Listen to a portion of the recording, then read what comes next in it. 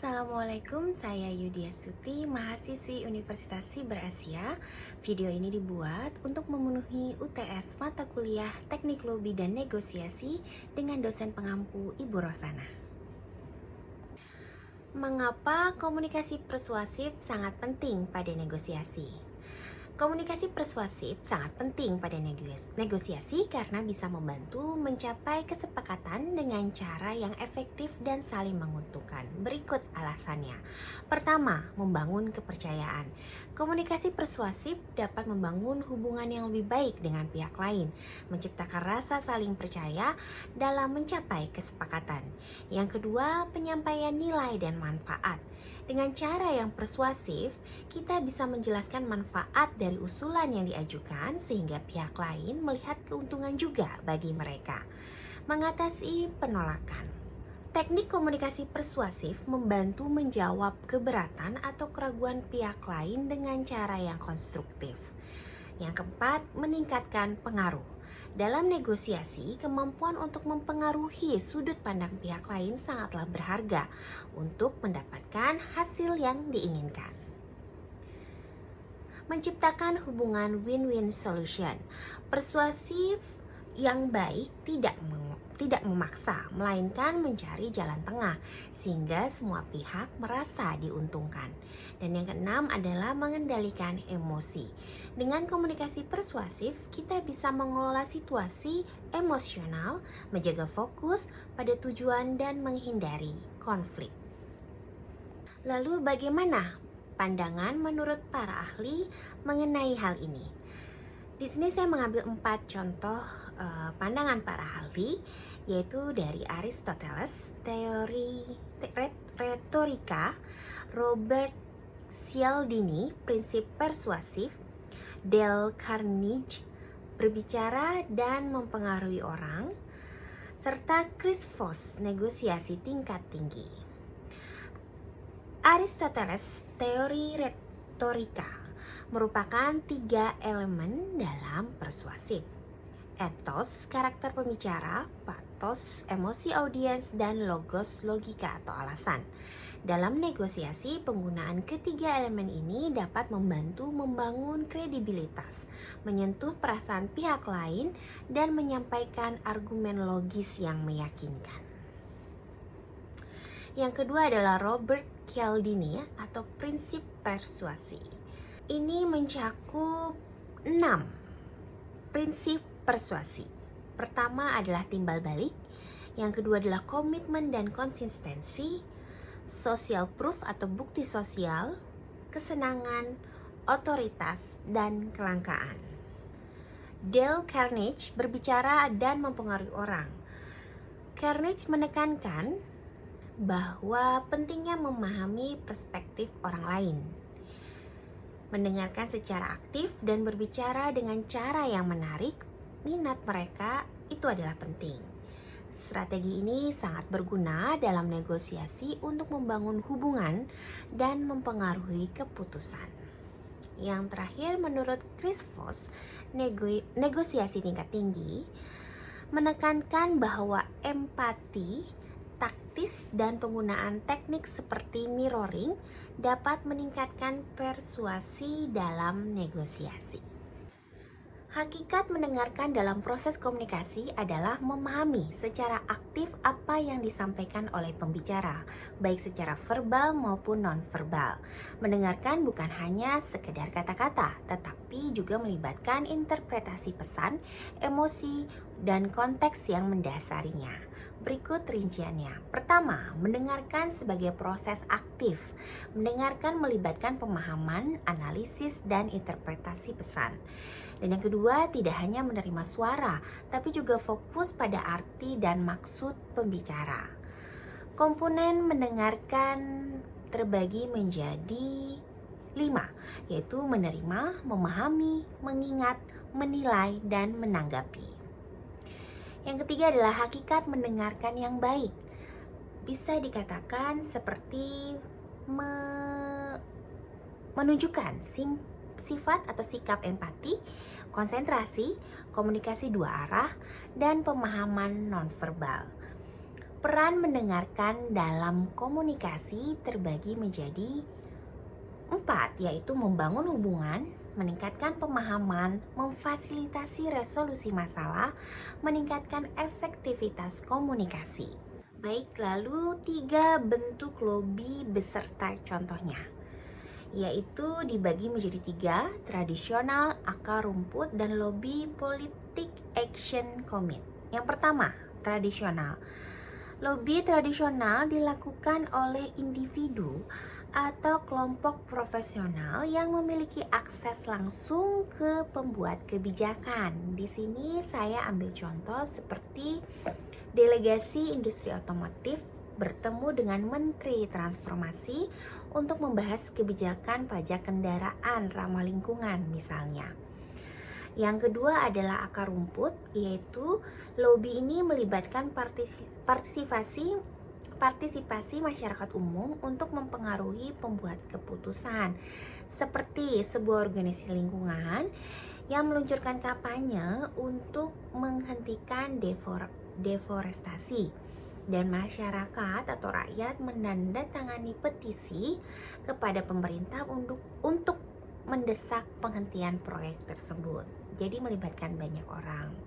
Yang ketiga adalah lobby political action commit, atau disebut juga dengan PAC, adalah kelompok yang dibentuk untuk menggalang dana dan mendukung kandidat politik yang mendukung agenda atau isu tertentu.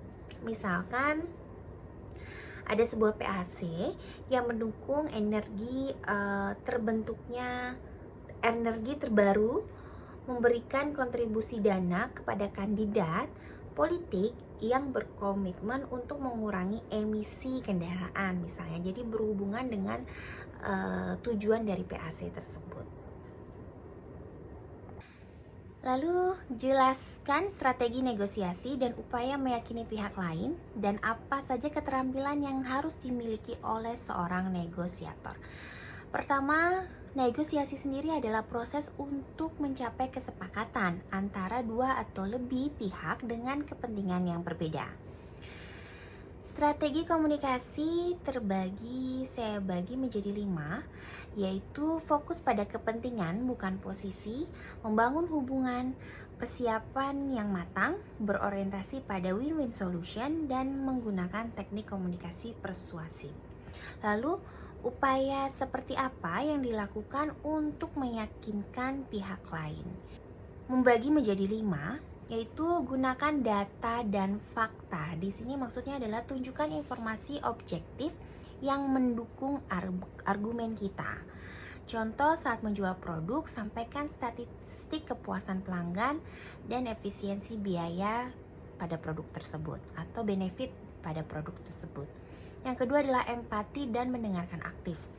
Mendengarkan kebutuhan mereka, ulangi poin-poin utama, dan berikan tanggapan yang menunjukkan bahwa kita benar-benar memahami kebutuhan mereka. Yang ketiga adalah memberikan manfaat jelas. Jelaskan keuntungan apa saja yang diperoleh jika setuju dalam kesepakatan. Contoh, misalkan dengan membeli paket ini atau memilih paket ini, Anda bisa menghemat 20% biaya operasional, dan jelaskan itu. Yang kedua adalah bangun kredibilitas. Misalkan tunjukkan keahlian, pengalaman, dan track record yang relevan. Seperti kami telah mendirikan atau kami telah bekerja sama dengan 100 perusahaan atau beberapa perusahaan besar, itu tunjukkan perusahaan mana saja. Yang kelima adalah ajukan pertanyaan terbuka. Ini dimaksud untuk mendorong pihak lain berbicara lebih banyak sehingga kita dapat memperoleh informasi-informasi yang lebih banyak juga untuk memahami kebutuhan yang mereka inginkan. Lalu keterampilan apa yang harus dimiliki oleh seorang negosiator? Di sini saya menjelaskan ada 8 keterampilan. Yang pertama adalah komunikasi yang efektif, yaitu kemampuan untuk menyampaikan ide dengan jelas dan mendengarkan dengan baik. Yang kedua adalah kemampuan analisis dan pemecahan masalah, menganalisis sesuatu atau situasi untuk menemukan solusi yang kreatif dan saling menguntungkan. Yang ketiga, manajemen emosi, tetap tenang dan mengendalikan emosi, terutama dalam situasi yang menegangkan. Yang ketiga adalah kemampuan persuasi, mempengaruhi pihak lain dengan argumen yang kuat dan logis. Adaptabilitas di sini dimaksud fleksibel terhadap perubahan situasi dan mampu menyesuaikan pendekatan. Pengetahuan kontekstual, memahami isu, kepentingan, dan budaya dari pihak lain. Yang ketujuh adalah kemampuan membuat keputusan cepat dalam mengevaluasi opsi dan memilih langkah yang paling strategis. Dan yang terakhir yang tidak kalah penting adalah kepercayaan diri, meyakinkan dalam pembawaan agar pihak lain merasa yakin terhadap usulan atau kesepakatan yang diajukan. Jelaskan apa yang Anda pahami atau ketahui dari negosiasi. Seperti yang tadi disebutkan, negosiasi adalah proses interaksi antara dua pihak atau lebih untuk mencapai kesepakatan yang saling menguntungkan. Dalam negosiasi, ada beberapa hal penting yang harus dipahami. Pertama adalah tujuan negosiasi, memahami hasil yang ingin dicapai oleh semua pihak. Yang kedua adalah kepentingan dan posisi atau jelaskan mendasar di balik permintaan atau tuntutan pihak lain. Yang ketiga adalah best alternative to a negotiate agreement. Artinya adalah alternatif lain yang terbaik tentunya jika kesepakatan tidak tercapai. Yang keempat adalah dinamika interaksi, memahami pola komunikasi emosi dan sikap pihak lain. Yang kelima adalah budaya dan konteks. Dalam negosiasi internasional, perbedaan budaya mempengaruhi cara berkomunikasi. Lalu adalah unsur-unsur teks dalam lobby dan negosiasi. Unsur-unsur teks tersebut terbagi menjadi 6. Yang pertama adalah pembukaan atau opening, seperti tujuannya untuk membangun hubungan awal dan menyampaikan tujuan. Contoh, terima kasih sudah meluangkan waktu untuk bisa bertemu dengan kita ya Pak atau Bu. Kami ingin membahas tentang bagaimana kerjasama ini bisa segera berlanjut atau segera terlaksana dan bisa memberikan benefit ke masing-masing pihak. Itu untuk opening. Yang kedua adalah penyampaian argumen. Tujuannya menyampaikan pandangan, data, dan alasan untuk mendukung posisi. Biasanya kita sudah menampilkan data ya, seperti menurut data yang kami analisis, penggunaan produk ini bisa menghemat atau meningkatkan efisiensi Bapak loh, atau Ibu, atau perusahaan Bapak atau produksi hingga misalkan 25%, 10%, dan dibuktikan juga dengan data. Yang ketiga adalah penawaran atau proposal. Tujuannya menyampaikan solusi atau alternatif untuk mencapai kesepakatan. Di sini saya ambil contoh, misalkan kami dapat memberikan diskon Pak 10% untuk pemesanan atau dalam jumlah besar dengan syarat pembayaran dilakukan di muka. Keempat adalah negosiasi. Tujuannya diskusi dua arah untuk menyelaraskan perbedaan. Gunakan kata-kata empati ya, seperti kami mengerti Anda membutuhkan diskon yang lebih besar, tapi apakah ada ruang untuk fleksibilitas dalam jadwal pengiriman sebagai gantinya, gitu aja, ada win-win solution. Dan yang kelima adalah kesepakatan. Tujuannya mengakhiri negosiasi dengan kesepakatan yang jelas dan terperinci. Seperti kita memberikan lagi statement atau mengulangi statement ya, seperti kami sepakat untuk memesan 1000 unit dengan diskon 15% dan pembayaran akan dilakukan dengan 2 tahap. Jadi ada konfirmasi ulang. Yang terakhir adalah closing atau penutup, misalkan terima kasih atas diskusinya yang produktif ini. Kami percaya kemitraan kita akan membawa hasil yang baik. Tujuannya yaitu untuk mengakhiri negosiasi dengan nada positif dengan menjaga hubungan baik. Jelaskan mengenai teori perbedaan budaya dalam negosiasi beserta contohnya. Teori perbedaan budaya dalam negosiasi sangatlah berperan penting karena dalam negosiasi perbedaan budaya bisa mempengaruhi cara orang berpikir, berkomunikasi, dan bertindak. Beberapa teori membantu memahami bagaimana budaya mempengaruhi negosiasi. Di sini saya mengambil 3 contoh teori, yaitu teori Hofstede Cultural Dimension Theory, di mana teori ini menggambarkan 3 dimensi budaya yang dapat mempengaruhi negosiasi, yaitu jarak kekuasaan, individualisme atau kolektivisme, penghindaran ketidakpastian. Yang kedua adalah Hall's High Context dan Low Context Culture Theory, ditandai dengan komunikasi nonverbal. Yang ketiga adalah Universal Value dan Politeness Theory. Budaya tertentu mengutamakan sopan santun dan harmoni, sedangkan yang lain mengutamakan efisiensi. Misalkan di Jepang, dengan jarak kekuasaan tertinggi, keputusan negosiasi biasanya harus disetujui oleh pihak atasan dulu sebelum dilaksanakan.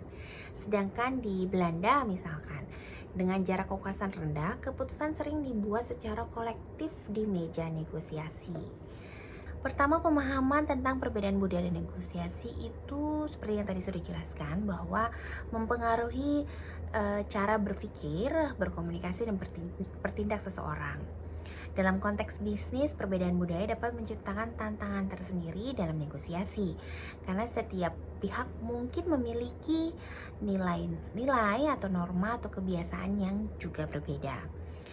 Namun ada beberapa aspek penting yang dipengaruhi budaya, terbagi menjadi 4, yaitu gaya komunikasi, pandangan terhadap waktu, penghindaran konflik, dan hierarki dan struktur.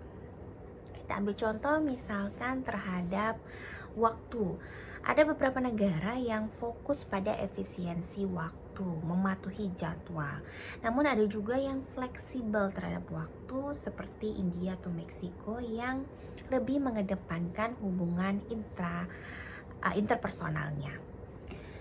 10 upaya menciptakan komunikasi efektif dalam negosiasi bisnis multikultural. Di sini saya menyebutkan 10 upaya. Pertama adalah fokus pada tujuan bersama, bersikap sabar dan menghormati proses, pelajari budaya pihak lain, bangun hubungan dan kepercayaan, gunakan bahasa netral dan sederhana, berkomunikasi dengan empati, gunakan mediator atau konsultan lokal sebagai misalkan penerjemah bahasa sehingga meminimalisir perbedaan pemahaman ya.